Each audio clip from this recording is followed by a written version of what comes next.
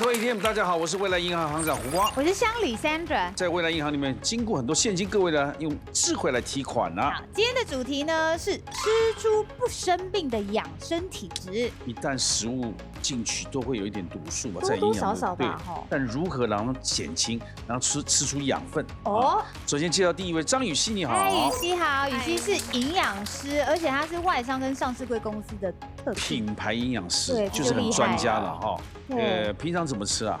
我平常一早起来第一件事就是会吃胶原蛋白、玻尿酸这些养颜美容的保健食品，然后接下来吃完早餐以后，我就会吃 B 群啊、C 啊、铁啊、鱼油这一些。请问你是哪一个营养师？是专门吃健康？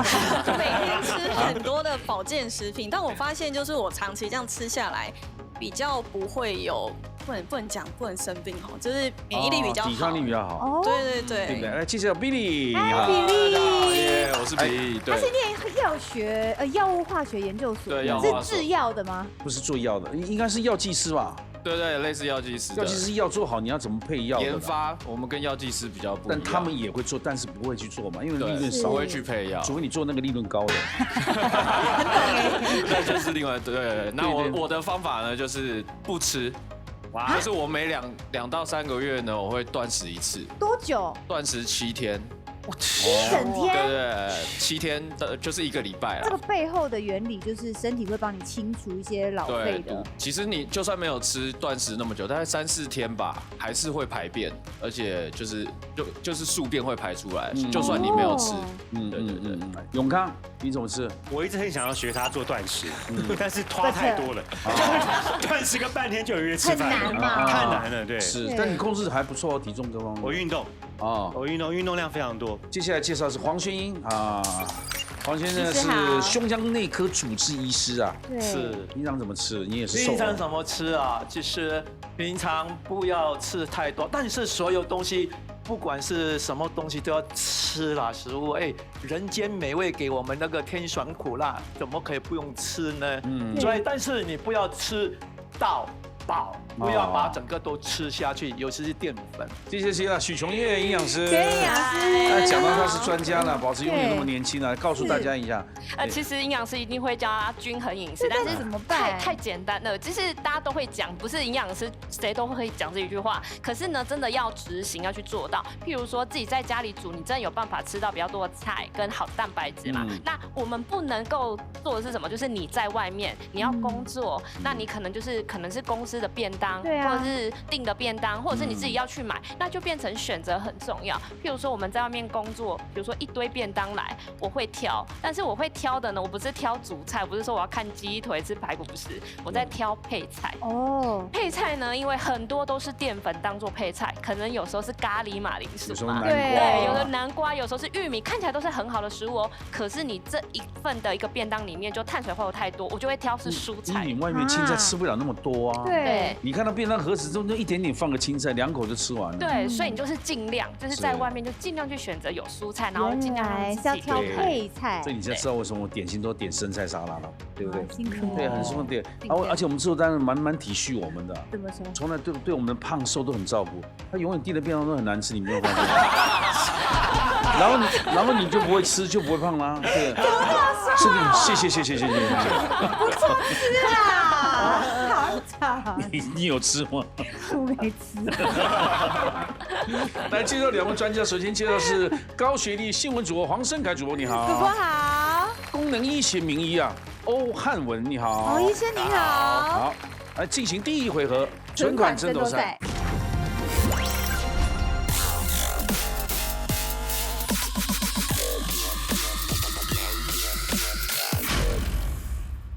存款争夺赛3段请讲规则。好，这一回合呢，银行金库准备了6万元，抢答之后轮流作答，每答对一个答案是3000元的奖金。那6万元要抢完为止，或是2个题目轮完为止。第1题由黄胜凯主播举圈后插，3段请出题。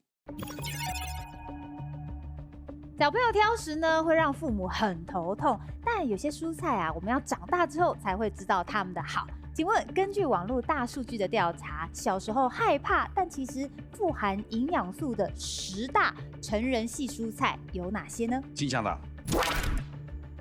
吴轩，你是刚刚是鱼头啊，鱼头。芋头吗？芋头，我们讲鱼头还是鱼头是蔬菜吗？回想那个好吃鱼头。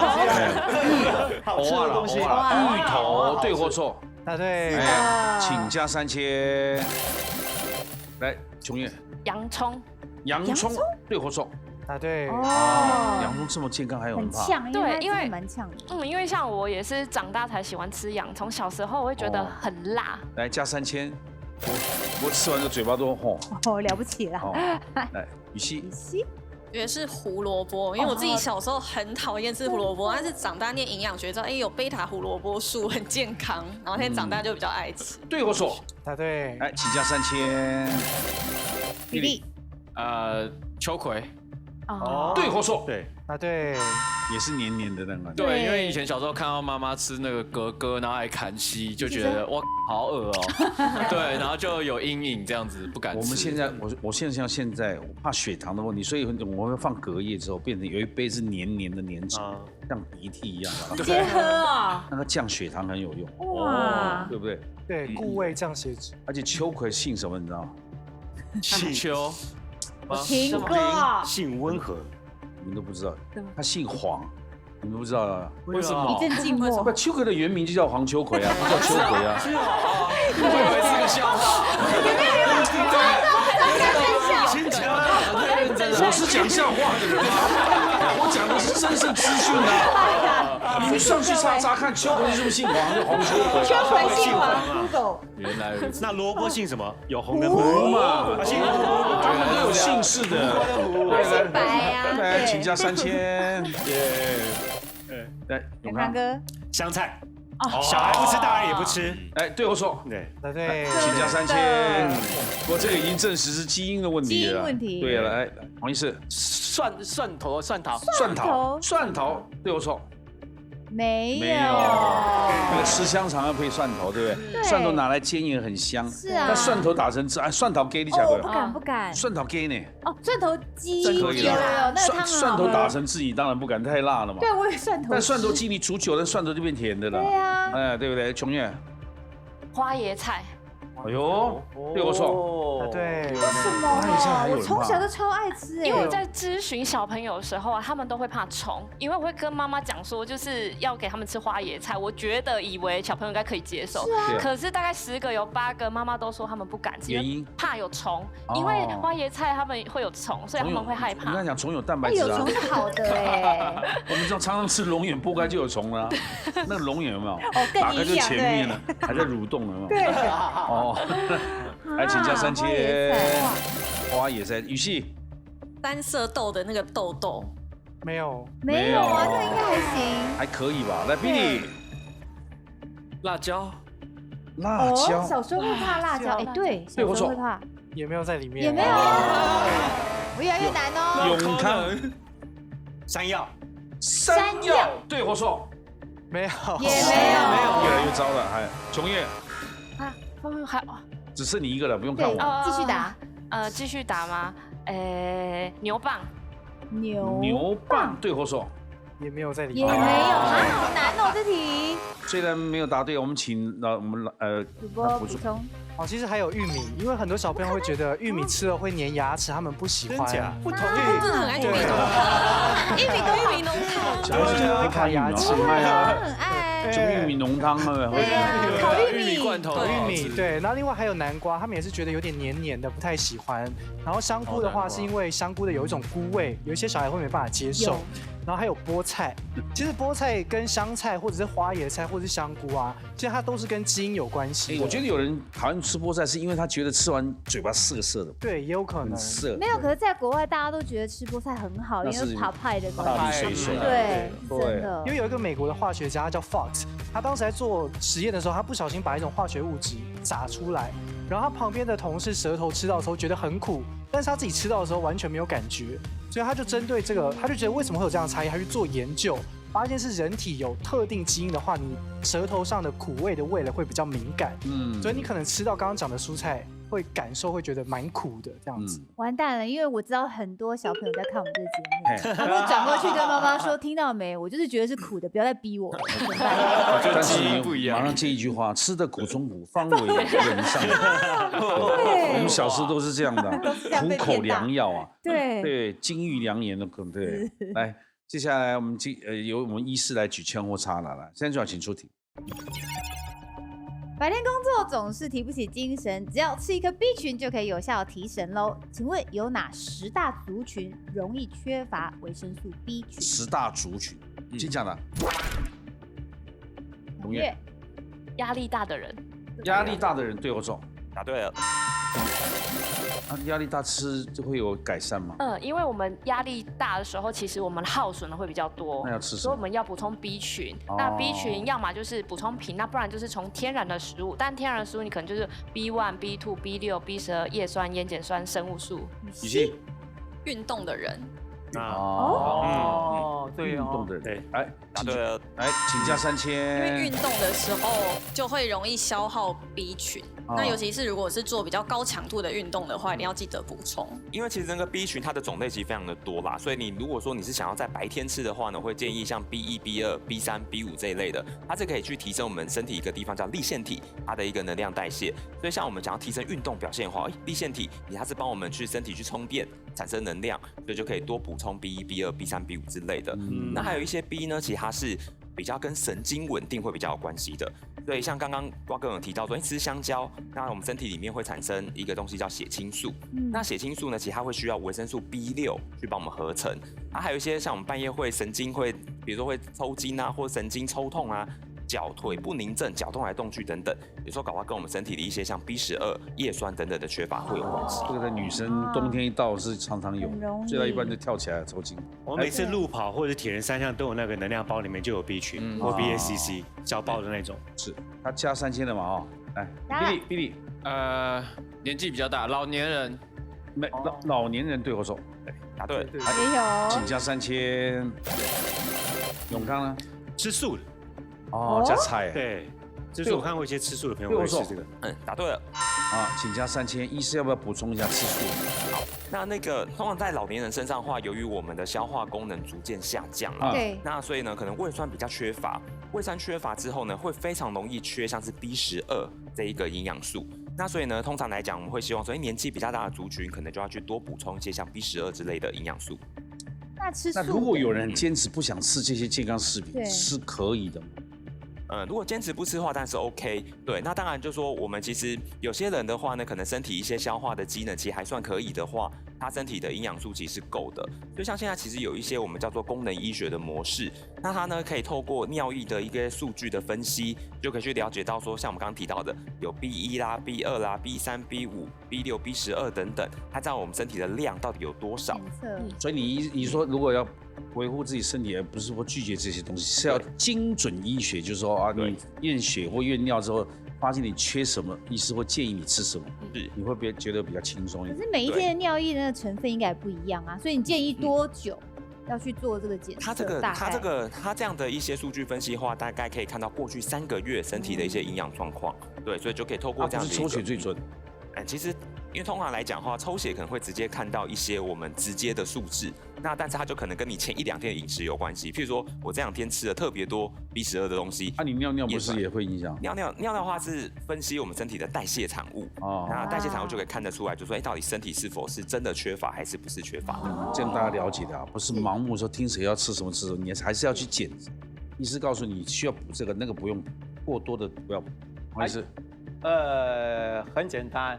其实从脑部开始想起，熬夜睡不好的那一个族群。那为什么会这样子呢？因为我们知道，像刚才压力大或是熬夜的人，我们需要很多那个抗发炎的、抗氧化的一些反应作用。反应作用里面，其中一个就是需要他们所谓的 coenzyme， 就是这个补酶里面就需要个维他命 B 来促使这个所谓的褪黑激素也好，或者是它的成长压力的 cortisol 也好，这些东西都要给它活化起来、还原起来，那我们的睡不好，我们的氧化作用才会慢慢的减缓。所以维他命 B 对于压力大、睡不好、熬夜的人，其实是可以考虑的。哎，对或错？答对了，答对。我讲了那么多，还好答对了。他都当专家。下次不要发了当来宾，当专家了。来加3000。永远。怀孕的妈妈们哦，缺 B 群，孕妇们来对或错？答对了，来请加3000。孕妇缺的多了，小孩跟他抢营养。对，因为他需求量会变高，尤其那个什么骨质钙化各种，对啊，掉头发。对，因为生完小孩之后，因为缺铁，所以就容易掉头发。尤其膝盖最多，小孩要吸你很多钙质。对对，耗损会比较，所以你会需求量变高，所以需求量就会提高。妈妈真的很伟大。对啊，真的很辛苦。哎，是。上班族，因为平常上班的时候可能会要用脑啊，或者说要花很多精力要补充 B 群。对或错？上班族没有。上班每个人都在上班。对，因为上班没有用脑力，都在混而已。我觉得乙烯是来大量推广那个健康食品。这是他今天的目的。这是哪个公司派来的？对，才笑容可掬。你看，真是来 Billy。YouTuber 啊？为什么？因为 YouTuber 也是要一直动脑，然后想很多案子，然后想很多 idea， 然后看能够怎么样才可以与众不同，然后要熬夜剪片，然后对压力又大。你现在在2位 YouTuber 面前讲，大家想告诉你们，我们没有在用脑，你有用脑吗？有用脑。你剪片你自己剪的吗？不是自己剪的。但就用脑不用脑，我们做节目要用脑。那你企划对啦，企划用脑。对或错？ YouTuber。所以你指的 YouTuber 是指说媒体人呐，媒体人、创作人，活动的工作量是大的这一群人吗？对。好，那答对了。你说是身体活动量还是脑的？脑都有，其实都有。哦，活动量大。讲 YouTube 电视制作群也是啊，也是，对，大家都是。他们的产量那么多，一个礼拜5集，YouTube 有时候一个月做不了1集，对不对？对啊，都没有周更。那像我们周更、周播，对不对？我们周2更呐。下面一位加油，对，我们3更日都有。OK， 好，下次我们来对合作，加3000了啊。好。怎么看？我好像都已经被答完了。我想一个生病的人好了。哦，生病什么都要补嘛。哎，对不错，答对了。那更需要补充的，加3000。黄医师啊，好多了，我的很多医疗病人都要需要，不能一个先答一个洗肾的病人，也是病人。我已经统夸了，你如果按照你的说法，可能100多种。对啊，这样统称病人，病人跟我们定义不一样。他生病已经打死1票人了。是生病就这样子一个好，那肠胃的病人，大肠急躁症啊、便秘这些都是病人。太可爱了吧？我在想病人呢，来人呐，把他拖出去。来，9月。做化放疗的人。那不是病人吗？病人啊，这样子这个也是啊。反正这样子范围很广哎，这样子还有谁需要？好像也你可以讲没关系啊。化疗的人对或错？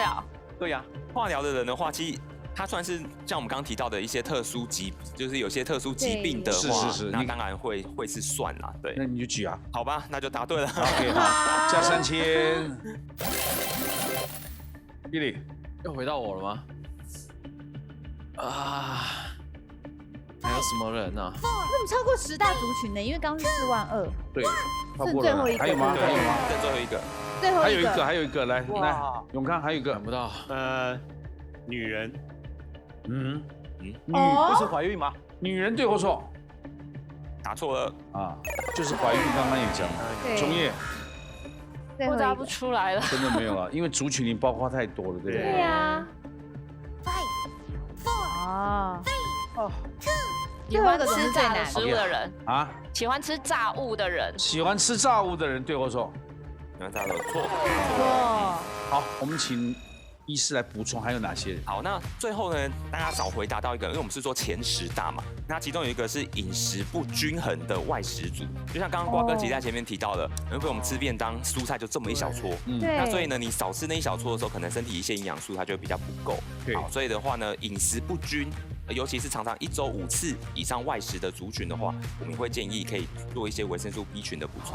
来，我们宣布他们的奖金。好，这一回合呢，羽西6000，比利9000，永康哥9000，黄医师6000，琼玉营养师15000。奖金上还有15000，我们不会收回来，我们留到下一轮，好不好？好，接下来进行的是下一回合，赢者全拿。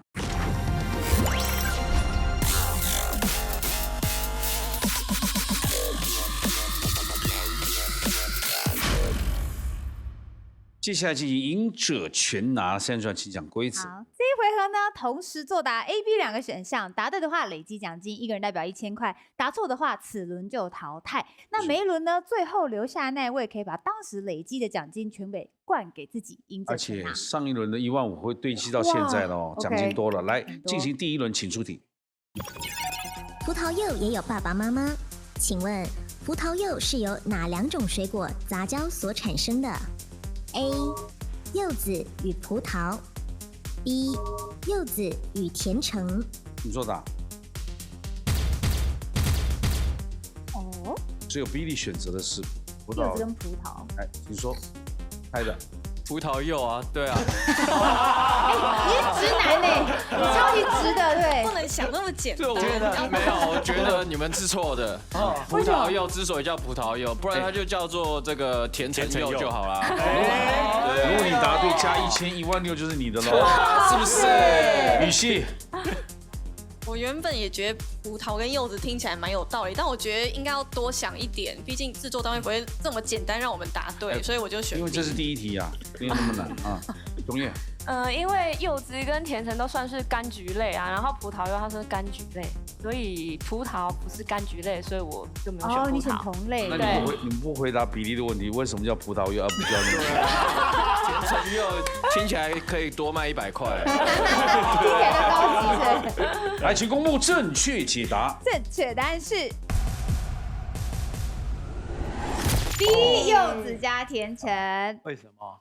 其实呢，葡萄柚是起源于西元大概1700年左右，西印度群岛有一个叫贝多岛，然后英国人呢就把柚子的种子带进那个岛里面啊，然后天然环境中呢，这个柚子就跟甜橙杂交产生这个葡萄柚。但重点是为什么它叫葡萄柚？是因为它长起来一丛一丛的感觉，很像葡萄聚集，所以它是这样得到名字的。但它的果实是跟柚子一样，所以就综合叫做 grapefruit。葡萄柚是，来 Billy 请坐，谢谢，加4000，哇，一下2万了，请出题。身体部位竟然会影响脑容量，请问，根据美国医学研究指出，身体哪个部位越大，脑容量越低 ？A. 肚子 B. 臀部。请作答。这一题怎么样？2个选肚子，2个选臀部啊。永康，我印象中以前小时候看的卡通，对，屁股大大，头小小，都是形容比较蠢的角色，无脑啦，那种对，感觉。是不是因为这样？是，黄医师。不同意，屁股大大，可能叫他们好好的生小孩，生小孩会比较快出来。然后肚子呢，是因为我们肚子肠胃系统就是我们的第2大脑。也就是说，我们肠胃里面的系统，所变化的一切，都会影响到我们脑容量的大小的一切。这个文学上应该有记载。请公布正确解答。正确答案是 A， 肚子。那美国有个神经学期刊指出哦，你的 BMI 指数就是你的臀腰比啦，越胖的人代表脑容量越低哦，而且比较容易罹患阿兹海默症，因为肥胖本身嘛，就是你体内囤积了过多脂肪，那它会分泌出一些脂肪细胞激素，你血压就会高，动脉硬化危机会变长，糖尿病、失智症这些慢性的风险都会增加。所以国健署就一直叫我们量腰围，女生不能超过多少，男生不能超过多少。在日本还有公司哦，如果你全部的那个员工的平均腰围不合格的话，你公司会被罚到快1亿之类的啊，全民健康。会罚你，就是说第2年再来检测。是，2位请休息。补充一下，女生不能超过80公分，男生不能超过90公分。那你正常的 BMI 应该小于大于18，小于24。什么时候要养生？什么时候要减肥？就是 BMI 大于24，或者是你的腰围，男生大于90公分，女生大于80。我们腰围常常量是要量肚脐是吧？对。对等一下你脱光衣服自己慢慢量，把它吐出来量一下，对不对？哎，对，可以了解。来加2000，21000啊。下面一题，请出题。只剩下你我。吃甜点也要选对时间，请问在什么时候吃甜点比较不会影响体重 ？A. 早餐吃 ，B. 晚餐前。请作答。好，我们早上吃了出去可以消化掉嘛？对啊，怎么会晚餐？我之前刚好做一集短影音，就在讲早上吃还是晚上吃消耗的热量的问题。早上吃会多消耗300卡，所以我想说淀粉甜点也是淀粉啊。然后再来，如果是晚餐吃的话，假设比较早睡，那你的甜点没有办法代谢，因为我们脂肪代谢消化大概要4小时。那如果我1点睡，吃个蛋糕再睡呢？还是会比较容易囤积。请公布正确解答。正确答案是 A 早餐吃。其实说真的，我们当然知道甜点少吃，可是有时候你越积越久，你就觉得我就是很想吃。那如果要挑的话，挑对时间吃，早上吃吧，因为你呢这样子早上你有1整天的时间可以消耗它，而且你早上的时候身体的新陈代谢因为你一是最天都在旺盛。工作在动嘛，你会代谢到那种东西，对，卡路里也会代谢掉。不要说压抑1整天，然后晚上吃一个受不了。可是早上吃有缺点，因为早上吃甜食的话会影响到你工作的思考，你可能会很困，对不对？会想睡觉，血糖过高。对，所以早餐我通常还是会建议吃蛋白质类的，来不要精致淀粉。请加2000。下面一题，请出题。饺子是很多人喜欢的食物，请问在饺子的起源传说当中，它一开始是包什么馅的 ？A. 隔夜菜 B. 草药。请作答。饺子。两个都说隔夜菜，没有包草药的。你会不会是说他不吃药，所以你包个饺子给他，就把它吞下去，藏起来，对不对？感觉这个口感。因为老人家就不吃药，但是他是食物在吃的，就把它自动就顺进去了。有可能，但他们为什么会两个都选？为什么包隔夜菜呢？对不对？对啊。什么意思？因为这是吃啊，干嘛每天在吃药？这是第一个。第二个，隔夜菜很好啊，那个有没有吃过隔夜菜？那个隔夜菜啊，那但是如果你给我包起来，然后把它加进去再去煮的话，其实是多汁、多美味、多甜味。医生，你怎么每题都可以当专家？你真的很厉害。我跟你讲，我不要再问他，我时间过长了。正确答案是 B 草药。有没有我讲的吗？对不对？东汉末年呢，医圣张仲景啊，他在他家乡河岸看到大家很饿，然后又受伤，尤其是耳朵冻伤，所以他叫他的弟子们呐，赶快来就送药给他们吃。所以他用羊肉啊跟一些驱寒的草药，然后熬煮一个叫做祛寒焦耳汤，他就把那个草药变成馅，然后用饺子皮这样包着下去煮。那大家吃的时候身体发热咯，然后耳朵也很快就痊愈了，所以大家就开始学习，然后焦耳就变成饺子。所以你们发现那个做的饺子像耳朵？对啊，是这样子来的，由来的，就是想要救他们耳朵，不然他们耳朵都冻伤了。哎，3位很幸运，请回来。哇，那这样子，这个奖金还是留着啊？累积有3轮啊，赶快回来跑步啊！谢谢，继续来，下面一题，请出题。讲话也能看出失智警报，请问讲话时的哪种变化竟然可能是失智症的前兆 ？A. 语速变慢 B. 忘词停顿。请作答。大家有不一样的。其实2种都也有可能性，对不对？对不对？黄医师，我不要问他。我讲过。来，永康，我觉得 A 啦，语速变慢。为什么？因为我最近开始语速变慢了一点。你有点担心是吗？没有，我觉得因为是前兆嘛。对。因为失智症的话，可能忘词跟停顿已经是失智了，又不是前兆。这是代表 A 的说法来。来 ，Billy。我觉得是忘词，因为语速变慢，长辈很多语速都还很快啊。反而是他们有时候真的会忘东忘西，然后忘记自己我要跟你讲什么，我刚刚来这边是要做什么。我感觉忘记东西才是失智症的前兆。这2对很有可能。来，请公布正确解答。正确答案是 A 语速变慢。其实有的时候啊，不管年纪啊，也不管一些状态，有的时候我们就是会找那个字找不出来，所以它不见得是失智症的前兆，但是。常常是你看，常讲的，不是常常看电视说那个眼神，那个演什么那个，那他旁边的人你都说得出来哦，就那个人说不出来。没有，你常跟制作人那边有没有那个，然后制作人他接你。对，但你会歧视旁边说啊。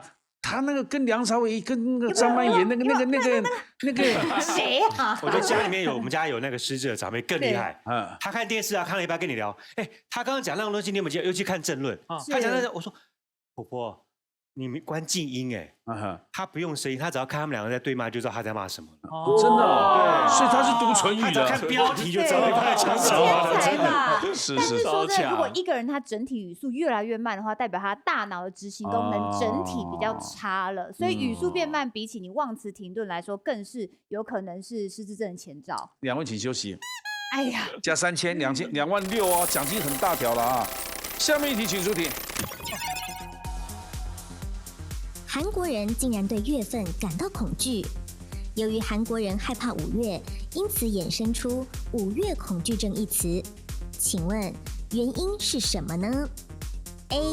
太多节日 B. 大考日期。请作答。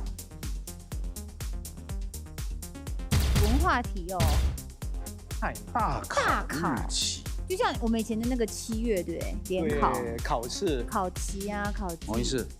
你这还没讲过，我就佩服你。讲得出来吗？我们人生最讨厌就是大考小考乱考，所以我只能用大考来讲。我又不会说太多节日我会害怕，不会。所以说太多节日不会害怕嘛，对不对？我们当放假嘛。可是这样来讲，这个题目就太简单了吧？会不会？正确答案是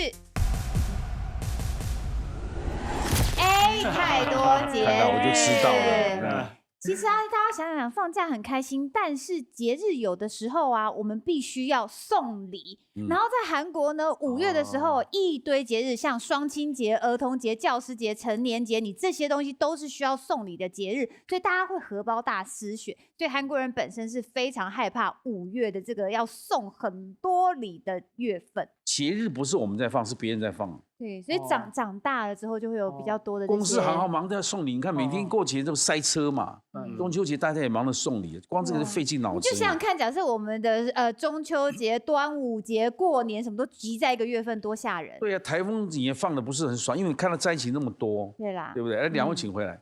哦，又没有。这个26000呢会累积到第3轮，但是现在是第2轮结束，我们先宣布他们的奖金啊。他们奖金跟第一回合一样都没有，雨欣还是6000，比利9000，永康哥9000，医师6000，琼月营养师15000。欢迎各位嘉宾来到未来银行，今天银行推出活动，请各位嘉宾把握机会。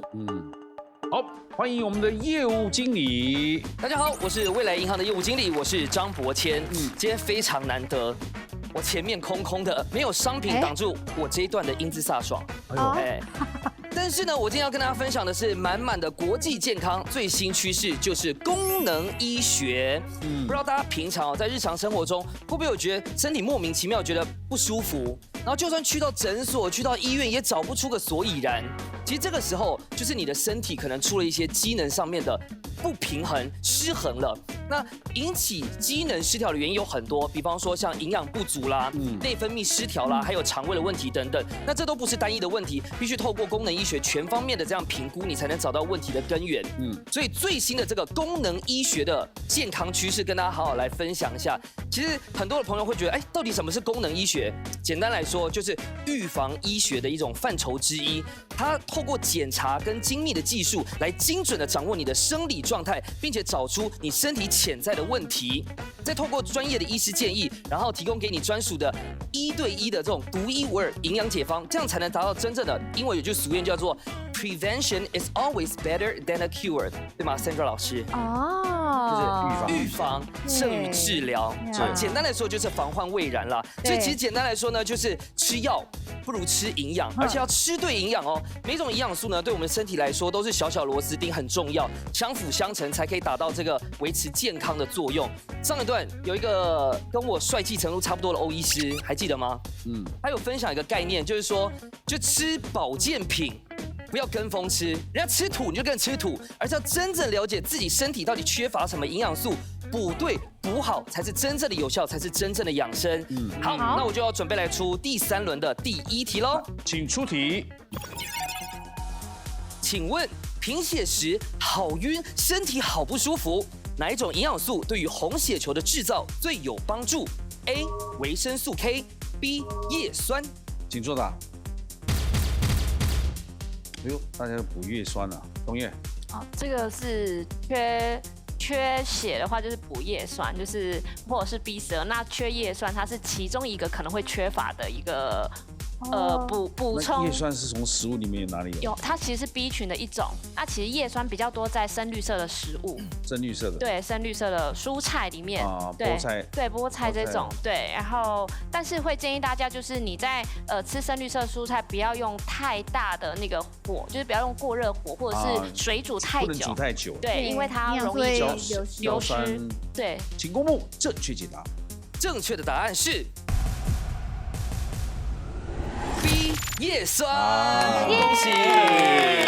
那我说明一下，其实刚刚除了叶酸之外呢，包含像是维生素 C、维生素 B12、铁，还有蛋白质等等营养素，都跟造血的功能密切相关。而刚刚 A 选项的这个维生素 K 呢，它是跟红血球生成还有造血功能没有直接相关哦，它主要参与的是血液凝固的过程。因为像我自己的话，本身就不太碰维生素 K 这个营养素。因为我是一个有故事的男人哦，对，为什么不能碰 K？嘴角不要失手，就是因为我自己2年前有得这个急性的肺栓塞，然后那个时候就有被医师诊断出我是先天性的凝血功能障碍，所以我除了一辈子医师建议说要吃抗凝血药物之外呢，其实我每天都很注重要吃这些活血的，包含像鱼油啦、维生素 E 啊这些抗凝血的保健食品。但身为一个专业的业务经理，我今天为了要介绍这个功能医学呢，我特别帮大家去完整的走了一次功能医学的流程体验。我才发现啊，真的是好笑。我除了这个血栓的问题，我还有贫血的问题。我身体缺乏这个叶酸，所以其实我一直在注重补充的维生素 E 等等的，是过多的摄取，其实根本不需要吃那么多，我反而应该要摄取叶酸。所以我才回想起来，每一次大家在流行什么星期五晚上在那边16蹲的时候，我大概蹲到2蹲就差不多了，就头晕目眩了。所以我觉得功能医学的好处是帮助你可以找到自己真正需要的营养素是什么。那像我这样子缺乏叶酸引起贫血的朋友，我建议大家也可以多多摄取的，像是绿叶蔬菜啊、菠菜啊，刚刚有讲到的豆类、柑橘类水果、全谷物等等的。那帮今天的功能医学下一个完美的结论好了。其实人的一生当中有2本非常重要的存折，一个是不可控的财富存折，一个是可以自己人生掌控的健康存折。所以想要健康存好本，预防就要有所本。我觉得可以建议大家不妨透过这个功能医学的角度，来进一步的了解自己要如何从日常的生活啦，或是营养啊、饮食的方面来维持全方面的健康哦。谢谢我们业务经理介绍很详细啊。来，请加5000，3万1。下面一题，请出题。幸福的婚姻也有形状，在古希腊，象征幸福婚姻的标志是什么形状 ？A. 三角形 B. 圆形。请作答。只有一个人选圆形，羽西为什么选圆形？我说圆形很圆满，叫做幸福。三角形会不会是三角恋爱？三角恋，那也很蛮幸福的，不是？啊，所以你的理论就是三角变三角恋爱，圆的比较幸福。我以为圆圆满满比较像是华人呐，华人的概念。我现在讲的是希腊，对不对？来，请公布正确解答。正确答案是 A 三角形。古希腊呢，象征婚姻幸福，标志三角形啊。三角形这个东西就是源自于古希腊的，他们对于三角形有特殊的情感，觉得三角形其实就是最稳固，就坐得很稳的一个图形，来表达我们对婚姻是坚贞不移的。哦，对，在我们来讲就变三角恋。对，来，请休息，加4000，哇，金奖励哦，很高哎。下面一题，请出题。圣诞是家庭温馨聚会的节日之一，请问在16世纪的英国，圣诞节的姜饼人象征什么 ？A. 找到如意郎君 ，B. 可以驱魔辟邪。请作答。哦，只有永康选找到如意郎君，为什么？因为我想要就直接玩下一关。这么有信心，要赌就赌大一点的。对，琼燕啊，因为觉得姜饼人看起来就有点像那个，就是像我们台湾就是在驱魔驱邪的那种感觉，然后只是他把它做成可以吃的食物。他长得很 cute 哎，可是就一个人形，很像那个古时候做法，不是会有一个稻草人那种？对啊，就是香港那种打小人那种。对，那么温馨的时候，他在驱魔辟邪，这不是那时候不是大家很温馨的感觉吗？就是驱魔辟邪完之后才会温馨。哦，请公布正确解答。正确答案是 A， 找到如意郎君。是我吗？来，请解说。因为16世纪啊，英国伊丽莎白一世，他就觉得哇，姜饼人哦，就是要我邀客人来，然后我就把我每个客人的样子制作成可爱的姜饼人，让客人觉得哇，有被受到重视。所以姜饼人呢，这个做法就从皇室普及到民间，变成一个习俗。然后民间觉得说，你如果有准备姜饼人的话，女子呢，甚至可以找到白马王子。哦，是的，皇室啊，请回来，羽西，哎，加1000，羽西请回。36000块，请输入永康的账户。哇！谢谢，贪财！恭喜永康成为获胜者，进入最终决战 Battle ATM。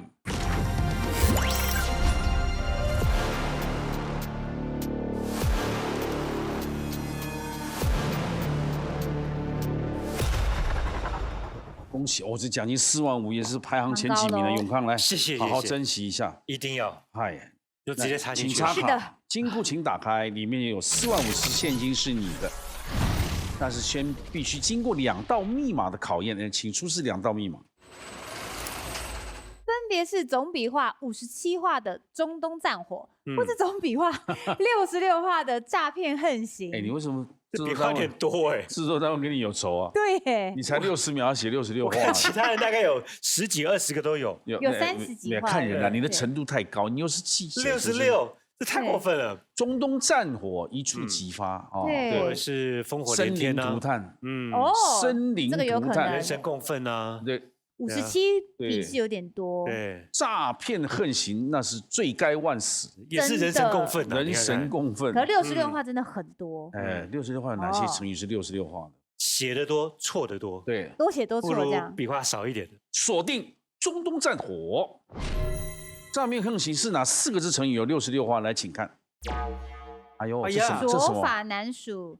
意思是说，罄竹难书，对，有那个概念，你头发这么多，跟你的罪行哦，就跟你头发一样多，数不出来几根了，跟罄竹难书一样。对，但是你会写吗？永康哥？不会。好写，好写。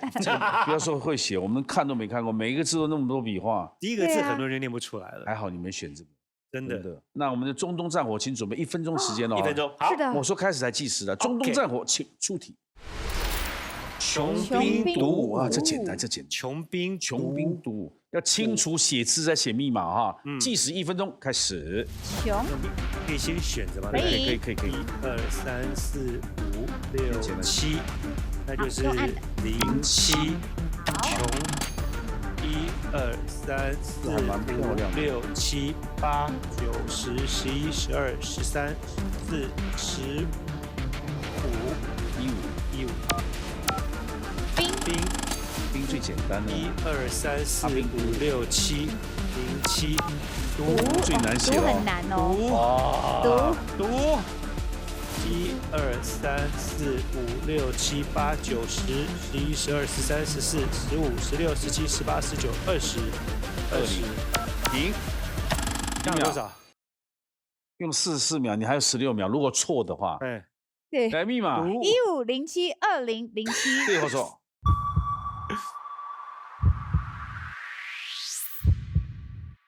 你还20秒对不对？20秒计16秒计时开始。有人说那个部分字形有出来。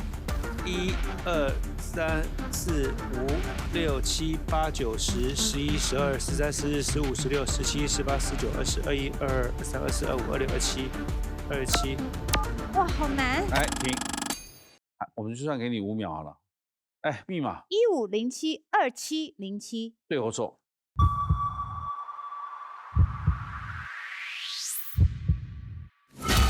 错。我们最后让你改这个字啊，把它改完为止啊。来，计时开始。改为止啊。对，念个字而已。计时开始。读，你只要5秒。1、2、3、4、5、6、7、8、9、10、11、12、13、14、15、16、17、18、19、20、变成一个造字的运动了。哎，密码15072107，对或错？时间都用完了。太难了。穷兵黩武，我来，请公布正确解答。哦，你看你5也错了。5也错了吗？你写对，因为这边是2画，你是这样。哦，穷兵黩，来，谢谢，拜拜，谢谢，拜拜，金库，拜拜，我的钱再见，谢谢。穷兵黩武呢，就是说那个军事力量可以它是我行我素，它可以发动战争的，是，就是这种想怎样就怎样，想怎样就怎样。那左法就这发动战争这个人呢，就是左法什么？左法难属。难属。对，他放下的战争罪行，左法难属。永康跟远程度太好了，所以这两题是针对你来的，那当然超级难。他又是对奖金那么高，第二个他又是记者，又是这么会写字。对呀。哎，难道我们写10全10美给他？一心一意啊！来，谢谢大家今天的参与。谢谢。晚上8点锁定，拜托 ATM 把智慧变现。谢谢各位来宾，谢谢。